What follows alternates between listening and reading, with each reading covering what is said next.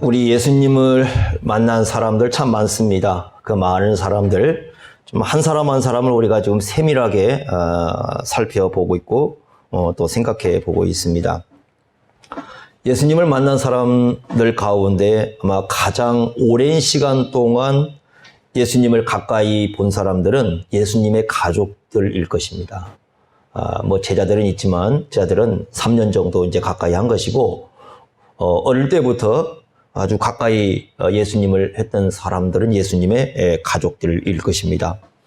예수님은 성령으로 잉태되어서 태어나신 분이고, 그 이후로 태어난 이제 그 자녀들은 다 요셉과 마리아 이제 두 사람 사이에 태어납니다. 요셉과 마리아 사이에 태어난 형제가 적어도 이제 4명, 형제는 4명이 있고 누이가 2명 이상이 될 겁니다. 몇 명인가는 누이는 나오지 않습니다. 그냥 누이들 이렇게 복수를 썼기 때문에 아마 2 이상은 될 것이다. 이렇게만 추측을 하고 형제들 이름은 나옵니다. 마태복음 13장 55절에 보면 야고보, 요셉, 시몬, 유다 이렇게 4명 예수님의 형제 이름이 나오고 있습니다. 그리고 이제 누이들이 있었다 이렇게 말씀을 합니다. 과연 예수님의 형제들은 예수님을 어떻게 받아들이고 생각했을까? 가장 가까이 있었기 때문에 예수님을 어떻게 그들은 예수님을 생각했을까? 또 어떻게 예수님을 받아들였을까 하는 내용을 오늘 말씀을 통해서 좀 보도록 하겠습니다. 예수님께서 이 땅에 계셨을 때, 이 땅에 오셨을 때 우리가 예수님의 형제들을 보면은 예수님을 믿지 않았다는 것을 성경에서 볼 수 있습니다. 그러니까 이제 이런 내용들은 오랜 시간을 같이 지낸다고 해서 반드시 예수님을 믿는 것은 아니다 하는 결론을 좀 내릴 수가 있는데요. 예수님의 형제들이 예수님을 오랜 시간 봤지만 실질적으로 예수님을 믿지는 않았습니다. 오늘 7장 1절 여러분 보시면 이렇게 말씀을 하고 있습니다. 7장 1절 한번 보세요.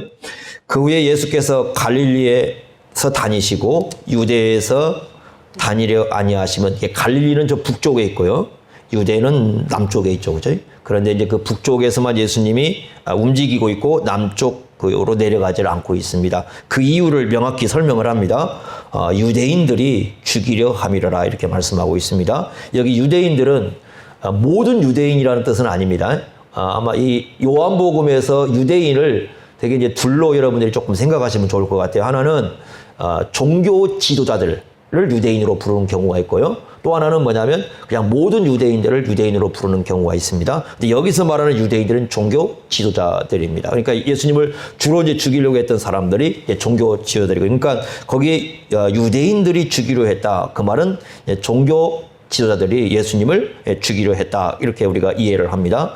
그런데 바로 이제 2절 유대인의 명절인, 요건 유대인은 여기는 모든 유대인들을 얘기하는 거예요. 그러니까 1절 유대인은 종교 지도자들을 의미하고 2절의 유대인은 모든 유대인들을 의미를 하는데, 유대인의 명절인 초막절이 가까이 왔다라고 말씀을 하고 있습니다.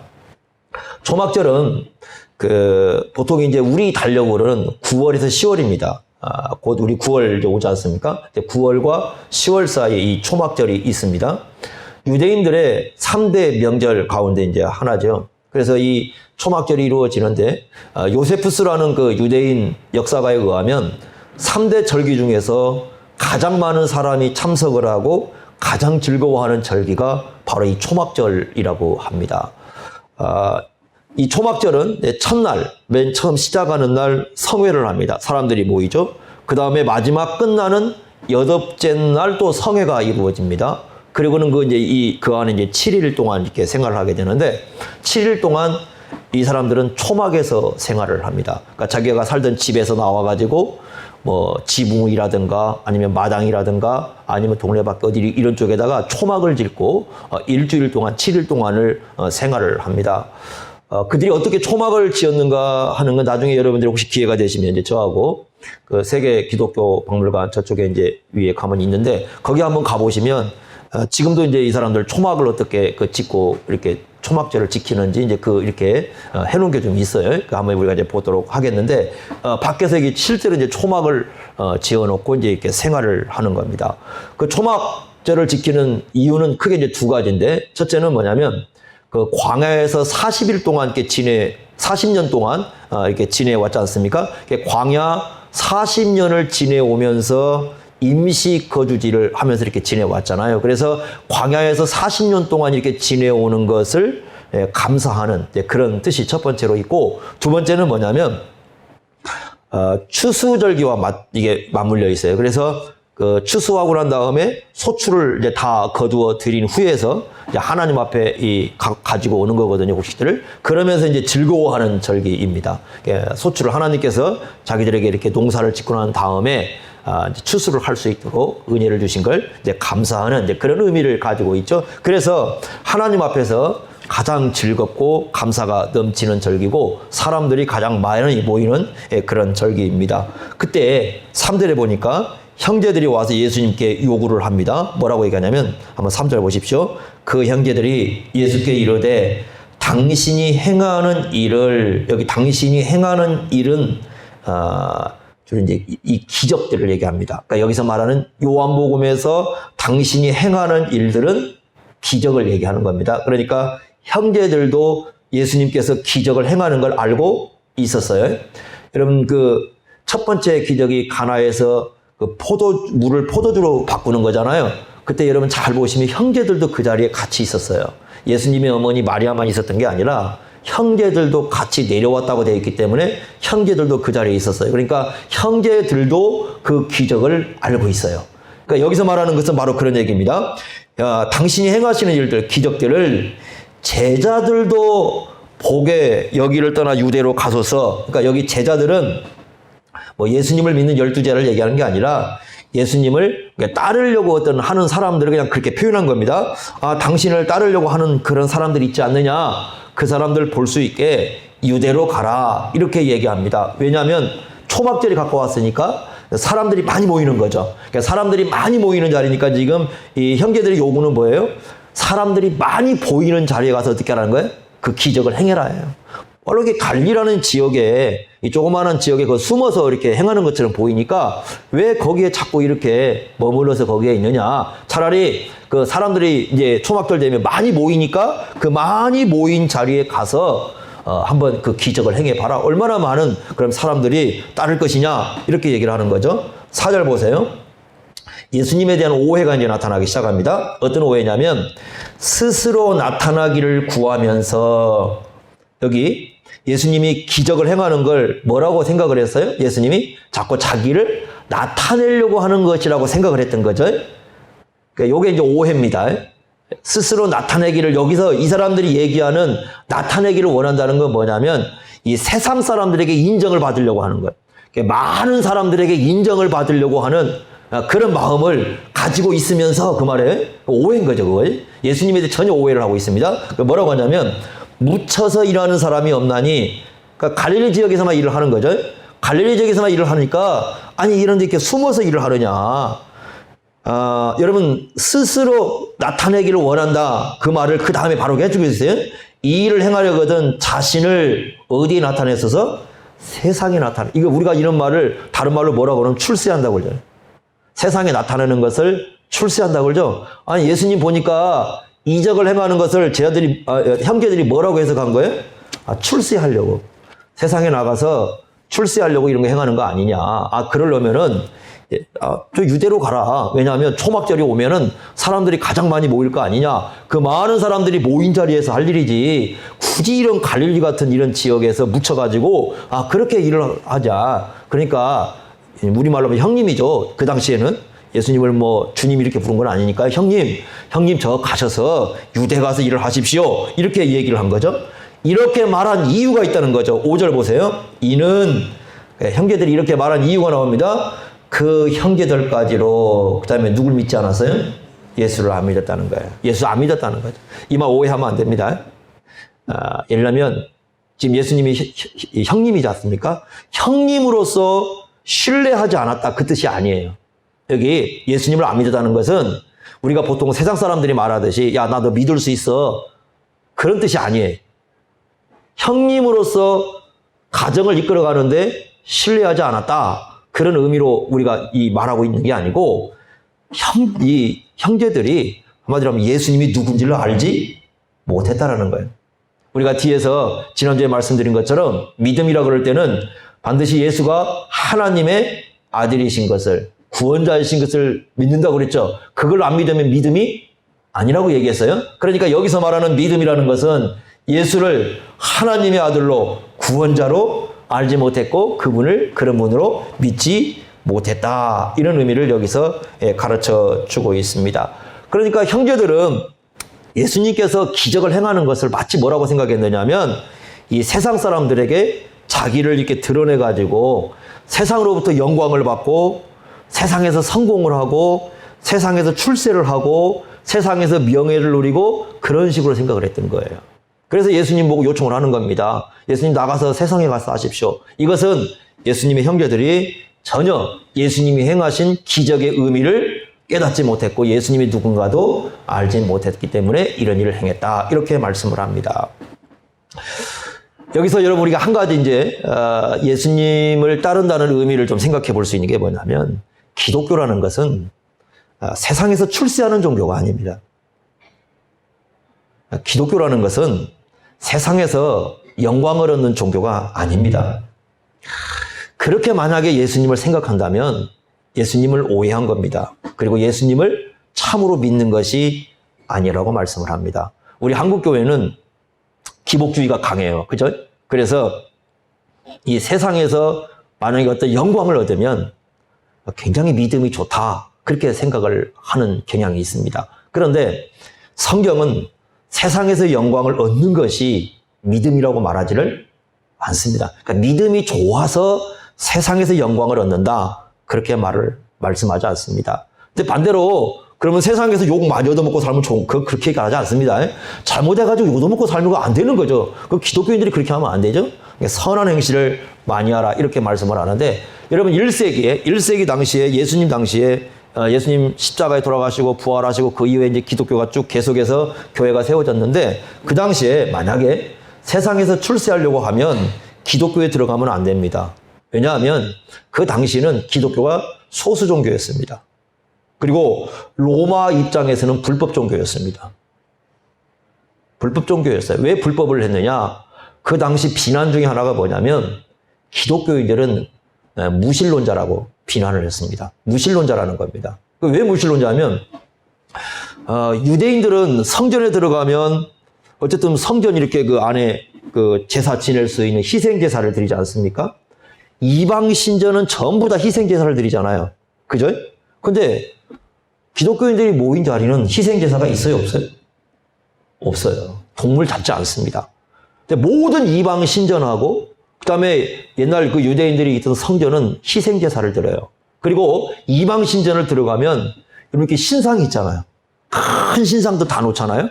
근데 기독교인들이 모인 자리는 아무것도 없어요. 들어가면 그냥 사람들만 모여 있어요. 그야말로 일반 가정집에 사람들만 모여 있어요. 그러니까 이 사람들이 생각할 때 뭐라고 생각했냐면 희생 제사도 없고 그 다음에 뭐 이렇게 신상도 없고 그러니까 저 사람들 무신론자야 이렇게 생각을 했던 거예요. 기독교인들은 하나님을 안 믿는 무신론자라고 이렇게 생각을 하고 이 로마 사람들은 그런 무신론자들을 취급하기 싫어했던 거죠. 그래서 불법 종교로 이렇게 취급을 했던 것입니다. 또 이 초대교인들은 다 어떻게 생각을 했냐면 예수를 믿으면 당연히 고난받아야 된다고 생각을 했어요. 예수 믿으면 다 고난받아야 된다. 왜냐하면 이 땅에서 예수님을 섬기는 사람이 편안하게 살아가는 사람은 없다. 그렇게 생각을 했던 거예요. 그러니까 1세기 당시에 기독교라는 종교를 갖게 되면 세상에서 출세하고 영광을 얻고 뭐 그런 거 다 버려야 됩니다. 그렇게 생각하지는 않았던 거예요. 네? 그런데 이게 어느 날 기독교가 변질되면서 어떻게 되느냐. 예수 믿고 기독교에 들어오면 세상에서 영광도 없고 출세도 없고 이렇게 되는 거죠. 그러다 보니까 어떻게 됩니까? 그렇지 못한 사람들은 교회에서 발을 붙이지 못하는 그런 결과도 가져오게 됩니다. 예전에 저희 고향교회에 이 찬양대 이 가운을 해주신 분이 한 분 계셨는데 이분이 서울 대형교회에 아주 유명한 대형교회에 봉사하던 그런 집사님이셨어요. 그런데 이분이 가운을 이제 해줬는데 나중에 이제 좀 사연을 듣고 보니까 참 이해가 좀 되는 얘기를 하는 건데 사업이 한참 잘 될 때에 이제 대형교회다 보니까 사업을 하는 사람들이 모임이 따로 있습니다. 그런 거 하면 안 됩니다, 교회가. 사업을 하는 사람 모임들만 따로 만들어 놓은 거예요. 그래서 여기는 소위 말하면 세상에서 사업에 성공한 사람들이 모인 자리입니다. 그런데 자기들 나름대로 어떻게 생각했느냐면 사업에 성공한 것은 자기들이 예수를 잘 믿었기 때문에 믿음이 있기 때문이라고 생각을 했던 거예요. 그런데 이분이 사업을 실패를 해버렸습니다. 사업을 실패를 해버렸으니 어떻게 되겠습니까? 한마디로 말하면 믿음이 바닥난 사람이야 이렇게 생각을 한 거죠. 그러면서 사업에 실패하니까 아니 그게 진정한 기업이라면 실패를 했으면 같이 모인 사람들이 도와줘서 사업을 다시 일으키도록 해야 될 거 아니겠어요? 그런데 오히려 어떻게 하느냐, 사업에 실패했기 때문에 믿음이 없는 사람이라고 정죄하고 이렇게 돼버린 거예요. 그러니까 이분이 도무지 견디질 못해가지고 그 교회를 나와버렸어요. 그리고는 이제 조그마한 교회당을 이제 이렇게 가서 섬기게 된 겁니다. 그럼 다시 이제 사업을 일으키게 세웠어요. 사업을 이렇게 세워가지고 다시 사업을 해서 이분이 이제 다시 이렇게 이제 어느 정도 기반을 잡고 나니까 이제 교회가 뭔가가 이렇게 보이더라는 거예요. 그래서 예전에는 그 교회에 있을 때는 어떻게 생각했느냐면은 사업을 해서 성공을 해야 믿음이 있다고 생각을 했던 거예요. 그런데 요 조그만 교회 갔더니 사업을 해서 성공을 한 게 이게 믿음이 좋은 게 아니라 자기가 가진 것을 어떻게 나누냐가 믿음의 모습이다라는 걸 배운 겁니다, 거기서. 그래서 이분이 이제 한 것이 뭐냐면 시골 교회, 어려운 교회들에게 이 가운 같은 걸 보내주는 겁니다. 그래서 그때 당시 저희 시골 교회도 가운을 이렇게 전체 해서 보내줘가지고 그 사장대가 이렇게 할 수 있도록 그렇게 해줬는데 그런 어떤 틀, 그러니까 믿음이 있어야 성공한다는 그런 틀을 갖게 되면 상당히 문제가 많게 되죠. 여러분, 코로나가 왔습니다. 코로나가 왜 왔을까? 뭐 여러 가지 진단이 나옵니다. 근데 저는 이 코로나가 장기적으로 진행될 거라고 보면서 이렇게 생각을 합니다. 코로나가 온 것은 결코 그냥 온 것은 아니라는 거죠. 분명히 하나님의 섭리가 있습니다. 하나님께서 어떤 섭리적인 일로 이런 일을 하실 때는 그 대상이 세상이 아니라 교회입니다. 분명히 교회에 뭔가를 하십니다. 그런데 2년 동안 쭉 지내오면서 제가 이렇게 지켜본 결과 한 가지 분명한 건 뭐냐면 분명히 교회를 정화시키고 있어요. 교회를 정화시키고 있습니다. 그 중에 하나가 바로 뭐냐면 그 부분입니다. 그러니까 지금 여러분 코로나가 오니까 다들 어렵습니다. 힘듭니다. 자, 그런데도 불구하고 교회로 모이는 사람들이 있습니다. 그랬을 때 질문을 합니다. 왜 오는지, 왜 교회로 오는지, 왜 교회 예배에 참여하는지, 왜 교회를 와야 되는지를 그 정당한 이유가 뭐냐. 예수를 믿으니까 옛날처럼 성공하고 그러면 여러분 지금 교회 못 옵니다. 왜냐하면 지금 이 코로나 시기에 성공 얘기가 나올 수 없거든요. 그러면 옛날처럼 막 뭔가 교회가 기적을 행하느냐, 그 기적을 행하는 사람이 다 어디 갔는지 모르겠어요. 코로나 한 명도 못 몰아냅니다. 아니 그 많은 막 죽은 사람도 살리고 뭐 아픈 못 고친 병자 고친다고 하시는 분인데 정작 코로나 왔을 때는 한 사람도 나서서 코로나 치료하지 않습니다. 코로나 오히려 걸릴까 두려워서 아무도 안 나섭니다. 교회가 그런 것, 그러니까 지금까지 다시 말하면 이 교회가 쓸데없는 걸로 이렇게 교회가 너무 많이 너무 많은 일들을 했어요. 교회가 신앙이 아닌 일들을 신앙인 것처럼 너무 많은 일을 했어요. 여러분 주일날 저는 참 좋아요 이게. 왜 그러냐면 진짜 교회의 모습을 이제 교회가 좀 닮아간다고 생각하는 이유가 뭐냐면 그동안 주일날 교회들은 모여가지고 안식을 하는 게 아니라 교인들을 죽일 만큼 일을 시켰어요. 지금 못합니다. 찬양대 못해요. 다시 말하면 지금 교회를 그렇게 힘들게 했던 모든 행사를 다 못하게 되어 있습니다. 그러니까 이제 어떻게 되느냐? 진짜 와서 안식을 하고 가는 거예요. 진정한 안식이 뭔지, 진정으로 예수 안에서 쉼을 누린다는 게 뭔지를 이제 주일에 모여서 고민을 해야 되는 겁니다. 점점 교회는 정화돼 가고 있습니다. 저는 이게 좀 더 어쩌면 부정적으로 보일 수도 있지만 사람들이 많이 안 나온다는 면에서는 좀 부정적으로도 있지만 그럼에도 불구하고 교회는 정화되고 있다는 면에서는 굉장히 의미가 있다고 좀 생각을 하는 부분입니다. 그래서 이제는 우리가 신앙이 진짜 당신 예수를 믿고 교회에 오느냐. 지금은 예수를 믿는다는 신앙이 없으면 예배 못 드리는 거죠. 예수를 믿는 분명한 신앙이 없으면 교회로 못 오는 거죠. 당신 정말 예배 드리는 거 맞느냐? 여러분 이 주일학교가 많은 걸 변형시킨 중에 하나가 지금 주일학교 교육입니다. 저는 이것도 참 긍정적으로 볼 필요도 있다고 생각을 해요. 어떤 면에서 그러냐면 예전에는요 부모님들이 아이들을 교회에다가 딱 갖다 놓고 그냥 교회에서 알아서 교육하십시오 라고는 다 손을 놔버렸어요. 지금은요 그러면 아이 교육이 안 됩니다. 지금은 아이들이 전부 다 누구의 손에 들어가냐면 부모의 손에 돌아갔습니다. 이게 정상적인 성경적 교육이에요. 그러니까 성경의 교육은 부모의 손에서 자녀들이 크는 겁니다. 부모들이 이제 자기 자녀들 놓고 고민을 해야 돼요. 예전에는 안 했던 거예요. 그냥 교회에다 맡겨놓고, 우리 아이들 왜 이렇게 재밌게 안 해줘? 이랬던 사람들이 지금은 자기들이 이제 생각하고, 우리 자녀들을 어떻게 해야 되지라는 고민을 해야 됩니다. 이런 면에서 다시 한번 이 성경의 진리로 돌아갈 수 있는, 그리고 부모들이 정말 다시 한번 생각해 볼 수 있는 그런 기회도 만들어줬어요. 많은 부분이 참 좋은 부분 중에 하나입니다. 그러니까 그 중에 하나가 바로 뭐냐면, 이제는 교회 오면 출세한다, 교회 하면 성공한다, 교회 하면 뭔가 막 놀라운 기적을 본다? 그런 것을 이제는 할 수 없는 시대가 됐다는 거죠. 이것이 어쩌면 하나님께서 교회를 정화시켜가는 아주 중요한 방법이에요. 그럼에도 불구하고 우리는 왜 교회로 올 수밖에 없느냐? 왜 예배로 모일 수밖에 없느냐? 결국 예수님에게서 답을 찾지 않으면 그 답은 없습니다. 예수님에게서 답을 찾는 사람들은 내 평생 예수님을 예배하고 예배로 모여서 내가 교회로 끝까지 모여서 살아갈 것이지만 예수님에서 답을 찾지 못하면 기회만 되면 교회를 다 떠나게 될 것입니다. 그것이 지금 우리가 한국 교회에 하나님께서 교회를 정화시켜가는 중요한 한국 방법이다. 우리 한국 교회만이 아니라 전 세계에 지금까지 이렇게 겉으로만 폼을 대고 있었던 교회들에게 새로운 정화의 하나의 과정을 거치고 있는 것도 어쩌면 이 코로나를 통해서 하나님께서 주시는 중요한 섭리 가운데 좀 하나라고 보여집니다. 근데 여기서 하나 중요한 게 있습니다. 그게 뭐냐면, 그러면 예수님의 형제들이 예수님을 믿지 않았기 때문에 형제들을 포기했는가라는 겁니다. 이게 이 질문입니다. 이 질문을 우리가 해야 됩니다. 왜냐하면 많은 사람들이 이 말씀을 읽을 때 여기서 끝내버려요. 그러니까 위안을 삼는 거죠. 예수님의 가족들도 예수님을 안 믿었대 라고 끝내서 위안을 삼아버려요. 그런데 그러면 안 된다는 거죠. 왜냐하면 이 말씀을 그렇게 끝내버리면 이 말씀에 나중에 뒤에 가서 오는 의미는 생각을 못하게 됩니다. 왜냐하면 두 번째 질문을 해야 됩니다. 그러면 예수님께서 이 믿음이 없는 형제들, 가장 오랜 시간 보낸 형제들이 믿음이 없었을 때에 형제들을 포기했느냐는 거죠. 여러분, 사도행전 1장에 가보면 예수님께서 부활하시고요, 승천하시기 전에, 승천하시고 난 이후에요, 그 다음에 이제 예수님의 제자들이 모여서 예수님께서 약속하신 성령 오시기를 기다리죠. 근데 그때 기다릴 때 거기에 누가 있냐면 사도들만 있는 게 아니에요.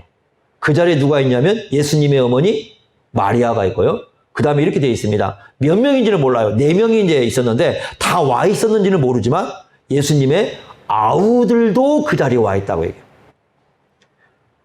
그러니까 예수님 생전에 예수님을 믿지 않았던 그 동생들이 예수님을 믿고 성령을 기다리고 있다는 거예요. 갑자기 뭔가 변화된 모습이 나와요. 그래서 어떻게 해서 그렇게 됐는가라는 답을 찾아야 되는데 답은 하나밖에 없어요. 고린도전서 15장 7절에 보면 이런 말씀이 나옵니다. 부활하신 예수님이 여러 사람들에게 나타나요. 그 중에 누구에게 나타나냐면 야고보라는 사람이 나옵니다. 야고보가 누구였어요? 예수님의 동생 중에서 가장 그래도 앞선 가장 예수님 바로 밑에 동생이라고 봐야 돼요. 왜냐하면 순서적으로 기록될 때 야고보가 가장 먼저 나오기 때문에 가장 어쩌면 연장자입니다. 그 야고보에게 부활하신 예수님이 나타난 겁니다. 그러니까 야고보가 그 예수님을 안 믿던 야고보가 변화된 것은 누굴 만나고 나서요? 부활하신 예수님을 만나고. 그리고요, 갈라디아서에 보면 바울이 이런 얘기를 합니다. 갈라디아서 2장 9절에 예루살렘 교회에 기둥같이 여기는 3명의 일꾼이 있다고 합니다. 근데 그 기둥 같은 일꾼을 얘기할 때 야고보, 게바, 요한. 게바는 베드로지 않습니까? 우리가 베드로하고 요한은 잘 알잖아요. 근데 그 앞에 누가 들어가 있어요? 야고보인데 야고보가 맨 처음에 나와요. 야고보, 베드로, 요한. 그런데 야고보가 주님의 나라를 위해서 아주 기둥 같은 역할을 하고 있다고 말씀을 합니다. 아니, 이게 어떻게 해서 이렇게 야고보가 변했을까? 가족들이 변화가 일어나는 거죠. 여러분, 구약에서는 이제 그 야고보의 이름이 야곱. 구약 이름이 야곱이고요. 이게 이제 예수님 당시 헬라화 시대니까 헬라화 이름이 야고보 있죠, 야고보. 영어로는 뭐라고 그러면 제임스라고 해요. 제임스. 영어 제임스, 야고보입니다. 야곱, 다 같은 이름들입니다. 그런데 우리가 이 부분을 좀 보기 위해서 야고보서 한번 보겠습니다. 야고보서. 뒤에 한번 신약 야고보서 1장을 한번 보십시오. 이렇게 말씀을 하고 있습니다. 1장 1절 한번 보십시오. 야고보서 1장 1절 한번 보십시오. 이렇게 말씀을 했습니다. 아주 중요한 말씀인데 하나님과 이렇게 썼어요. 그 다음에 주 예수 그리스도의 종 야고보. 자기를 누구라고 지금 얘기를 하고 있습니까? 종으로 얘기하고 있어요. 그러죠? 여러분, 이 종이라는 말은 구약에서 원래 누구에게 쓰이던 거예요? 모세나 여호수아, 그 사람들 보면 여호와의 종 이렇게 썼죠. 그런데 여호와의 종 그렇게 쓰는 게 아니라 여기는 누구의 종이라고 써 있어요? 주 예수 그리스도의 종. 그러니까 예수님을 하나님과 지금 어떻게 놓고 있냐면 동등하게 놓고 있어요. 그죠? 구약의 하나님하고 여호와 하나님하고요. 그 다음에 예수님을 동등하게 이렇게 놓고 그분의 자기가 누구라고 얘기하고 있냐면 종이다 이렇게 얘기하고 있습니다. 원래는 생전에 있을 때는 뭐라고 불렀어요? 형님이라고 불렀어요. 그런데 이제는 예수님을 누구라고 부르고 있냐면 종이라는 말은 주인이라는 예수님이 자기의 주라고 부르고 있습니다. 자, 2장 1절 한번 가보세요. 야고보서 2장 1절 이렇게 말씀합니다. 내 형제들아 그렇게 불러요? 형제들아, 내 형제들아. 자, 여기서 내 형제들아라고 부르는데 누굴 그렇게 부르느냐? 이렇게 말씀합니다. 영광의 그냥 뭐라고 돼 있어요? 주. 예수님을 누구라고 불러요? 주. 곧 우리 주 예수 그리스도에 대한 믿음을 너희가 가졌으니. 자, 누가 형제라는 겁니까? 여기서 누가 형제예요? 예수님에 대한 믿음을 가진 사람. 그죠? 영광의 주이신 예수님에 대한 믿음을 가진 사람. 다시 말하면 이런 사람이 어떤 사람이에요? 구원받은 사람이죠. 구원받은 사람을 누구라고 부르고 있습니까? 형제라 이렇게 부릅니다. 여러분, 야고보서에서는요, 이 주라는 말이 몇 번 나온 14번이 나옵니다. 이 주라는 말이 야고보서 14번 나오는데, 그런데 특이한 건 뭐냐면 이 성부 하나님에게도 주라는 말을 쓰고요, 예수님에게도 주라는 말을 써요. 자, 보겠습니다. 야고보서 3장 9절 보세요. 자, 이렇게 쓰고 있습니다. 3장 9절 잘 보십시오. 이것으로 우리가, 그 다음에 뭐라고 되어 있습니까? 야고보서 3장 9절. 이것으로 우리가 아버지, 성부 하나님을 누구라고 부르고 있어요? 주라고 부르잖아요. 주 아버지 이렇게 불러요. 그냥 주 아버지를 뭐하고? 찬송하고. 그러니까 하나 성부 하나님을 주 이렇게 표현하고 있죠. 그 다음에 5장 7절 보세요. 5장 7절. 야고보서 5장 7절 이렇게 말씀했습니다. 자, 그러므로 형제들아, 누가 주께서 강림하시. 그럼 여긴 강림하시 다시 오시는 분은 누구 얘기하는 겁니까? 예수님 얘기하는 거잖아요. 재림하시는 분은. 그럼 여기서는 누굴 지금 주라고 부르고 있어요? 예수님이시죠. 아까 3장 9절에서는 하나님, 성부 하나님을 주라고 쓰고 있고, 5장 7절에는 예수님을 누구라고 쓰고 있어요? 주라고 쓰고 있고. 그러니까 무슨 얘기예요? 성부 하나님과 성자 하나님이 동등하게 누구에다? 주라는 개념입니다. 네? 이게 이제 부활하신 예수님을 만나고 나서 이제 변화된 거예요. 예수님이 형님이 아니라 누군 거예요? 자기의 주이신 거예요. 주라고 쓰고 있어요. 그리고요, 또 하나 중요한 게 뭐냐면, 여러분, 만약에 야고보가 부활하신 예수님을 만나고 변화됐다고 그랬지 않습니까? 그러면 우리 같았으면 이렇게 써야 될 거예요. 내가 부활하신 예수님을 만나고 변화됐으니까 여러분들도 다 나같이 똑같은 걸 경험하세요. 그래야 되잖아요. 야고보는 그렇게 말하지 않습니다. 뭐라고 얘기하냐면, 야고보서 1장 한번 가보세요. 1장 18절. 이게 이제 중요한 거죠.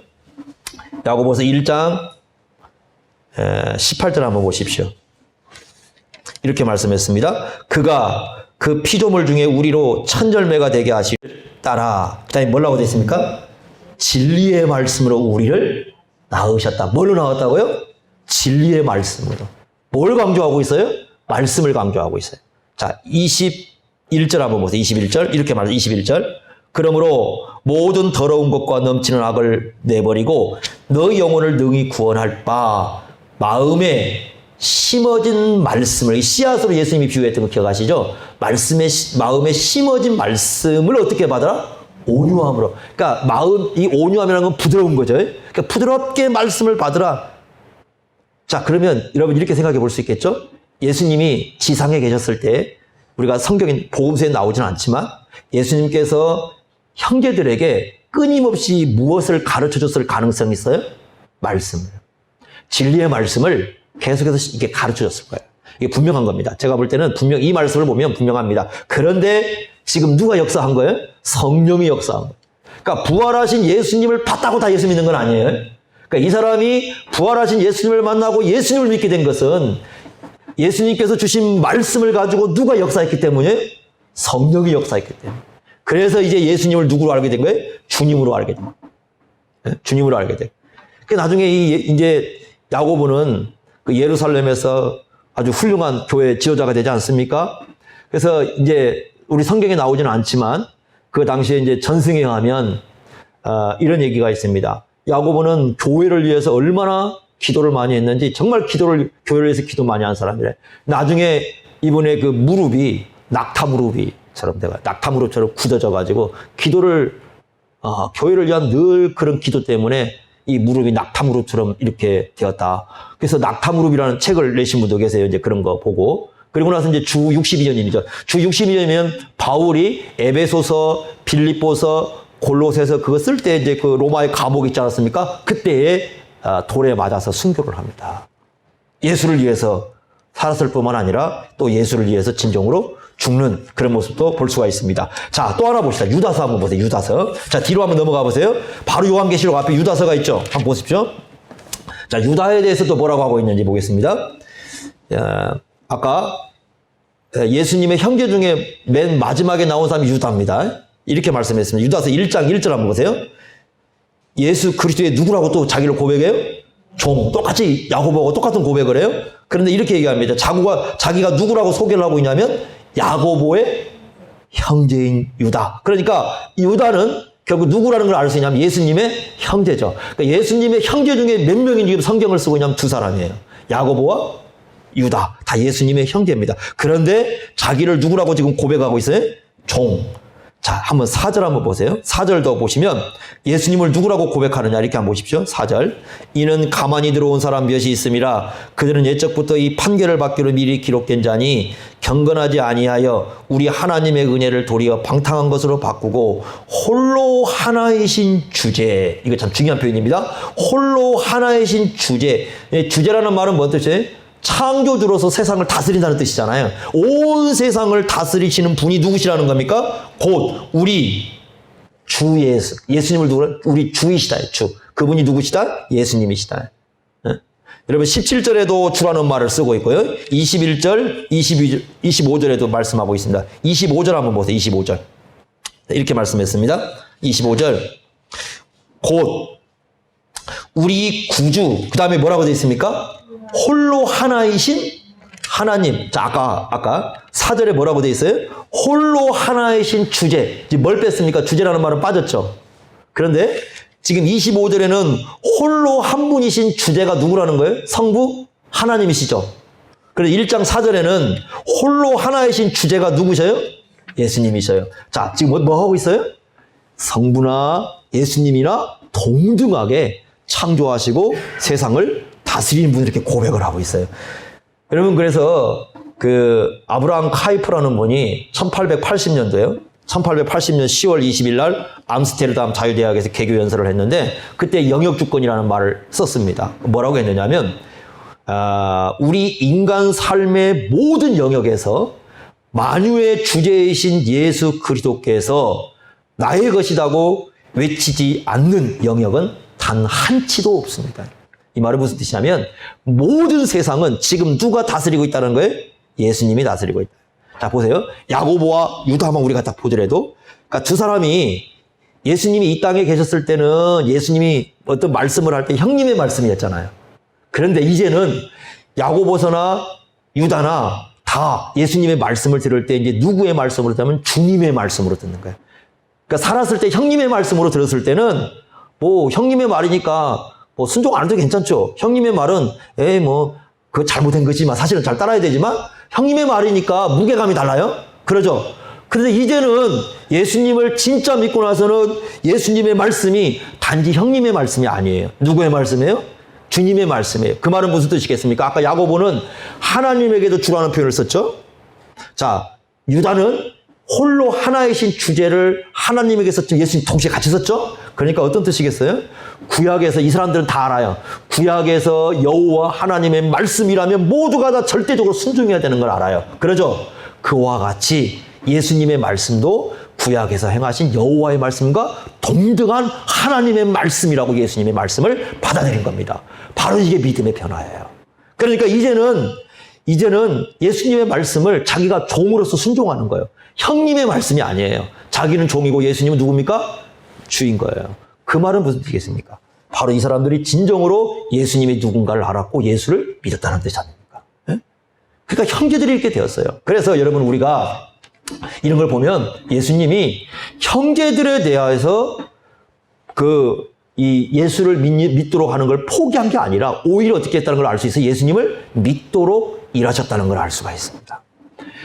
마이클 그린이라는 유명한 분이 초대교회 복음 전도, 그러니까 초대교회 어떻게 복음을 전도했는지를 연구한 책자가 있습니다. 거기에 보면 이렇게 얘기를 합니다. 지금 코로나가 온 것 중에 하나가 바로 좋은 것 중에 하나가 우리가 전도를 다시 돌아보게 하는 건데요.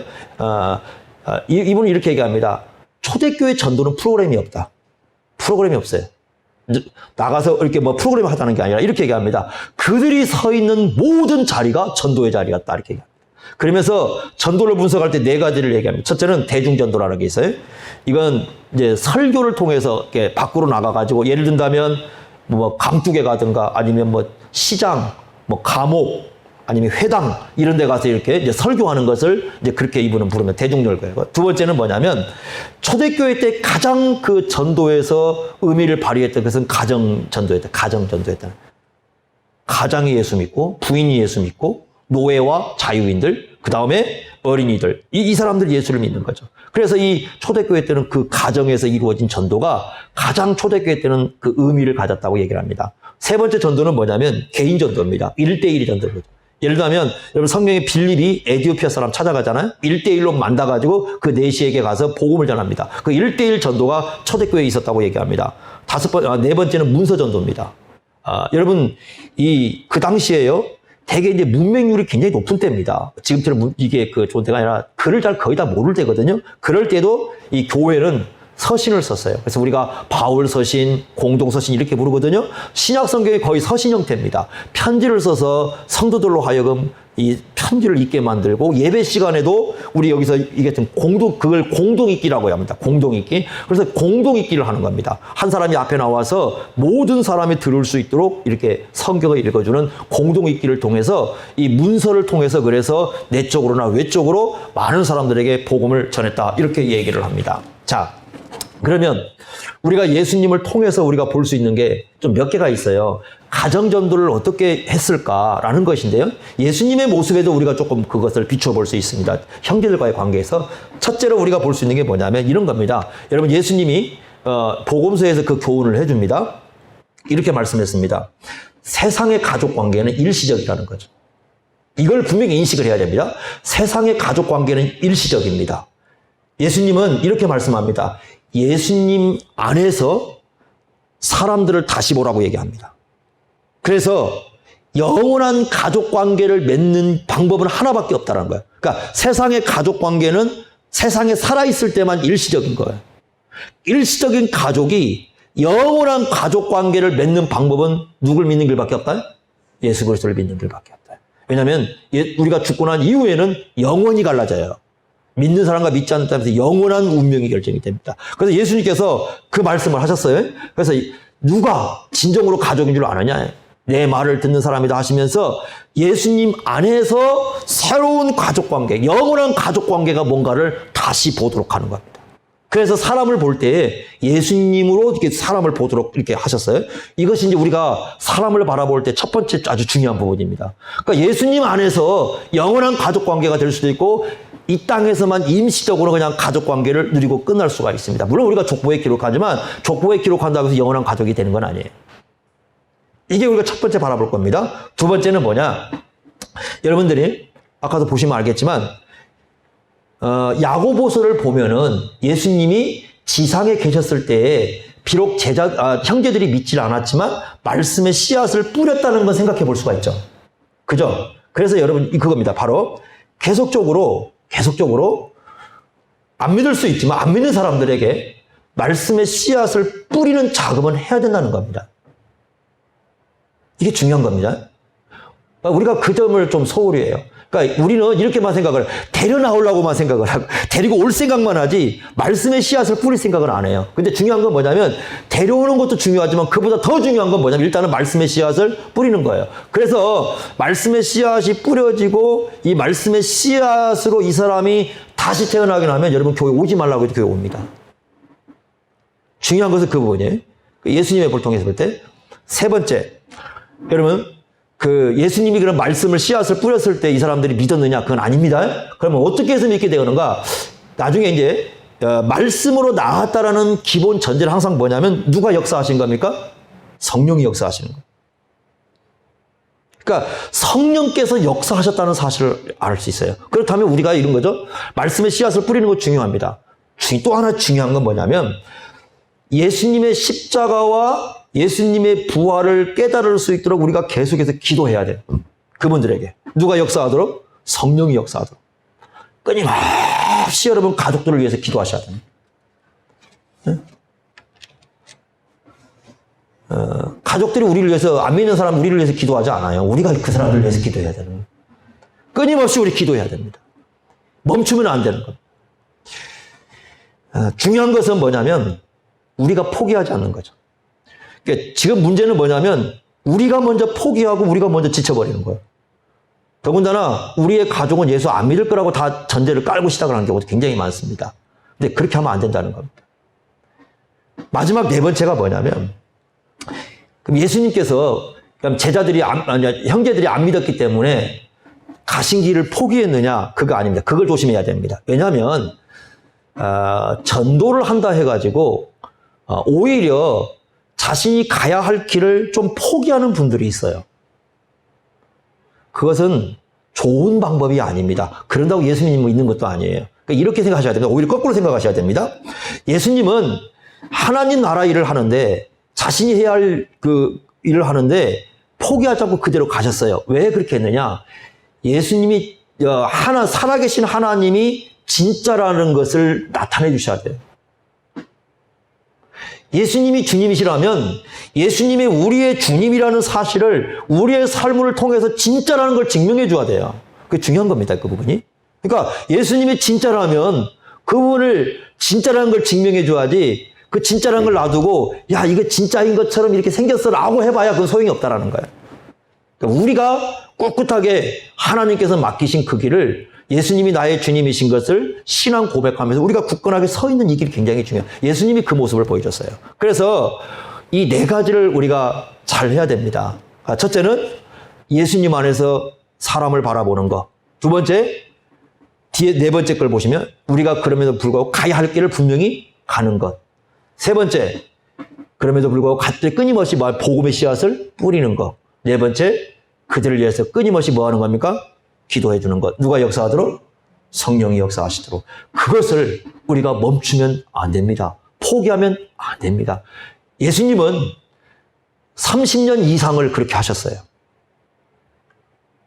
네? 예수님은 30년 이상.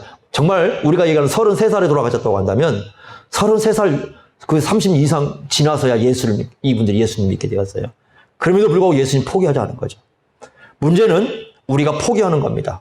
이 사람은 아니라고 우리가 미리 딱 짐작해 놓은 거예요. 이 사람은 아니야. 이 사람은 아니야. 그런데 여러분 꼭 기억하실 게 뭐냐면 우리는 본래부터 어떤 사람도 예수를 믿을 수 있는 사람은 아무도 없습니다.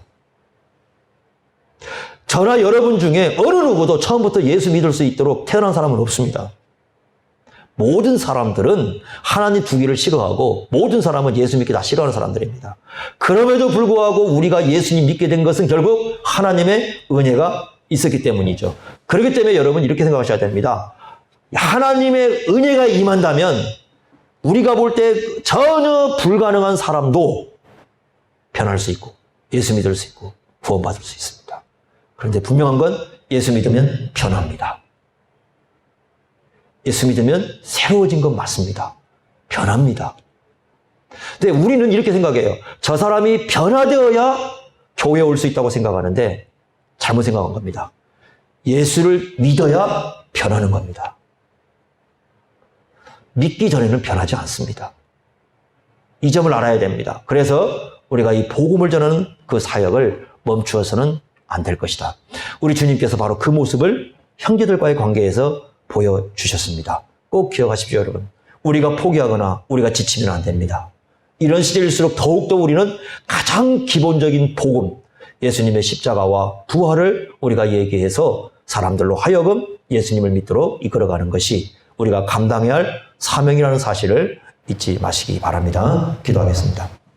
하나님 아버지, 예수님의 형제들을 통해서 우리가 무엇을 해야 되고 어떻게 해야 되는 것이 소중한 사역인지를 깨닫게 됩니다. 코로나로 인하여서 어두운 시대에 가장 중요한 것, 영혼에 대한 사랑을 잃어버릴까 우리가 늘 두려워하면서 하나님께서 맡기신 이 복음을 전하는 사명, 초대교회를 생각하면서 다시 우리에게 가장 가까이 있는 사람들부터 한 사람 한 사람 복음을 전해가며 사랑하며 그들을 위하여 기도하며 예수님 안에서 영원한 가족관계를 이루기를 간절히 소원하는 마음으로 우리가 복음을 전해나갈 수 있도록 인도하여 주옵소서. 우리에게 힘주시고 지혜 주시고 예수님의 그 형제들을 생각했던 그 마음을 우리도 품고 이 세상을 살아갈 수 있도록 함께하여 주옵소서. 예수님의 이름으로 기도하옵나이다. 아멘.